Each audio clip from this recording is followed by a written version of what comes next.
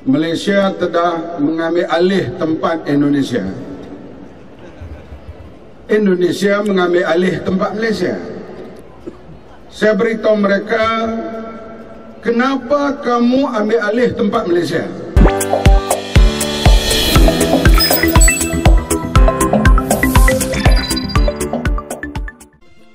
Assalamualaikum warahmatullahi wabarakatuh. Halo teman-teman, jumpa lagi di Aryan M Channel. Oke, buat teman-teman yang klik video ini, seperti biasanya saya harapkan mudah-mudahan teman-teman masih dalam kondisi sehat walafiat.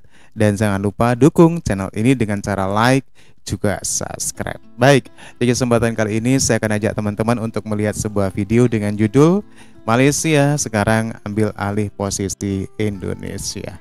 Oke, satu buah video yang menarik. Kira-kira pembahasan apa dalam video ini? Sebelum kita berkomentar, kita akan lihat dulu. Malaysia telah mengambil alih tempat Indonesia. Indonesia mengambil alih tempat Malaysia.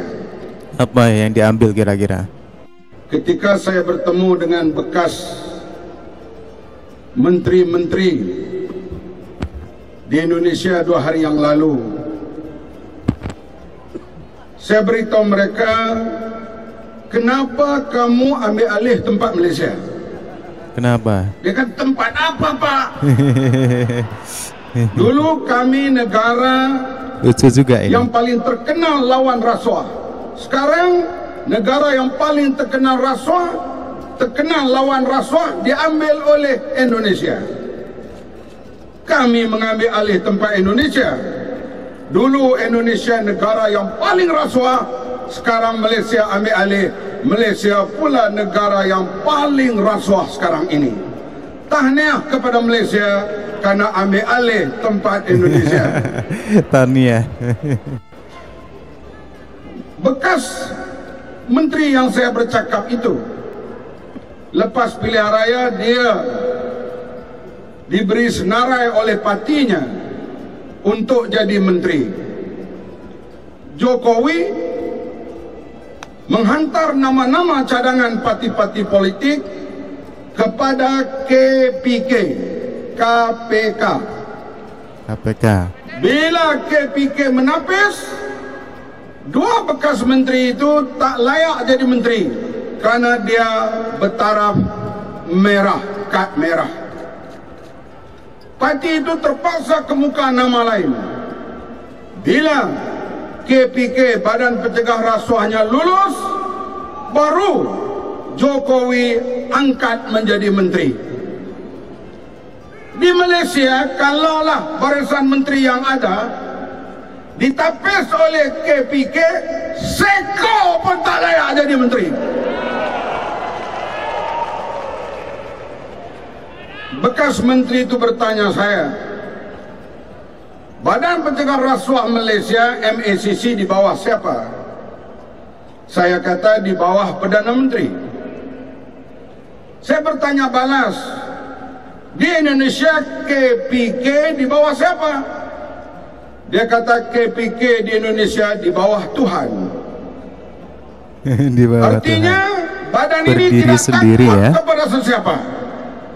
Hatta orang kesayangan Jokowi, yaitu Datuk Bandar, Wali Kota Jakarta, dipanggil oleh KPK untuk disiasat, yaitulah Ahok.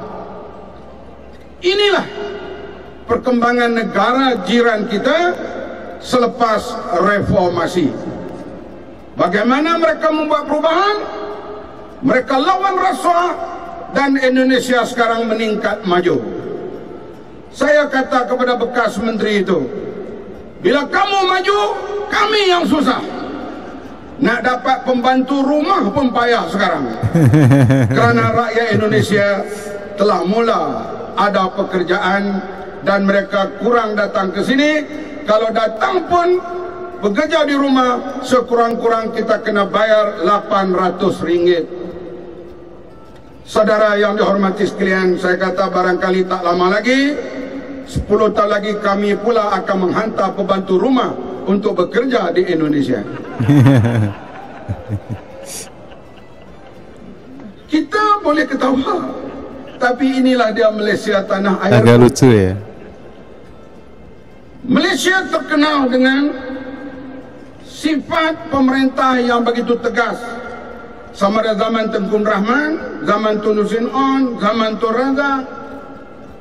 Badan Pencegah Rasuah digeruni, terutama di bawah Datuk Harun Hashim, yang ditangkapnya menteri besar, menteri-menteri, didakwa di mahkamah dan didapati salah. Sekarang hadirin sekalian, Badan Pencegah Rasuah takut kepada polis, polis takut kepada Badan Pencegah Rasuah. Kadangkala Badan Pencegah Rasuah disiasat oleh polis, kadangkala polis disiasat oleh Badan Pencegah Rasuah. Kedua-dua badan ini tidak berani menyiasat Najib. Betul ke tidak? Polis takut kepada Badan Pencegah Rasuah, Badan Pencegah Rasuah takut kepada polis, kedua-dua badan takut kepada Najib. Najib pula takut kepada siapa? Najib hanya takut kepada Rosmah. Pada istri. Bapak Menteri ini berkata dia datang tahun lepas ke Malaysia dan makan malam di Seri Perdana bersama Perdana Menteri Malaysia. Isteri Perdana Menteri duduk di sebelah. Isteri Perdana Menteri Malaysia bawa 5 handphone, 5 telefon genggam di hadapan dia. Sekejap cakap telefon, sedang makan ni majlis meraihkan tetamu. Sekejap lagi angkat telefon ini, sekejap lagi angkat telefon ini. Macam bursa saham. Bapak Menteri itu kata barangkali Rosmah ini sedang meluluskan projek-projek kepada orang yang memohon. Setiap kali Rosmah menjawab telefon, angguk kepada Najib, Najib terus mengangguknya. Tanya, bila Rosmah lulus, luluslah Najib. Saudara yang dihormati sekalian, masalah yang kita hadapi, Malaysia sekarang dipermainkan. Di Australia, di Indonesia, di Singapura, di England, sidang mencegah rasuah antara bangsa berlangsung di London. Najib pergi 2 hari selepas itu.